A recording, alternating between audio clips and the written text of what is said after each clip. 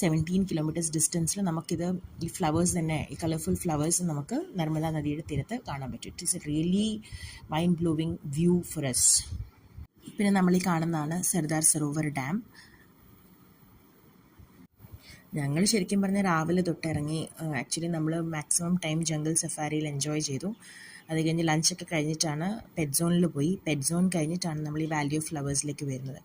നമ്മൾക്കൊക്കെ ഇഷ്ടപ്പെടും, പക്ഷേ കുഞ്ഞുങ്ങൾക്കൊക്കെ ഇത്രയും നമ്മൾ നടന്നു വരുമ്പോഴത്തേക്കിന് it's like a bit long journey. അപ്പോൾ ഒരു ദിവസം നമ്മൾ രാവിലെ തൊട്ട് നടക്കുമ്പോഴത്തേക്കും നമുക്ക് എല്ലാവർക്കും തന്നെ ഒരു ഓൾമോസ്റ്റ് നമ്മൾ മടുക്കും. So I think statue of unity visit is like a 2-day visit place. നമ്മൾ വെക്കേഷനിൽ ഒരു ദിവസം ജസ്റ്റ് പോയി നമുക്ക് മാക്സിമം കവർ ചെയ്യാമെന്ന് നമ്മൾ വന്നു. ഇവിടെ കാണുന്നത് ജോൺ കുറച്ച് കരടിക്കുട്ടന്മാരുമായിട്ട് പോസ് ചെയ്യുന്ന ഇതാണ് നമ്മൾ ഈ കാണുന്നത്.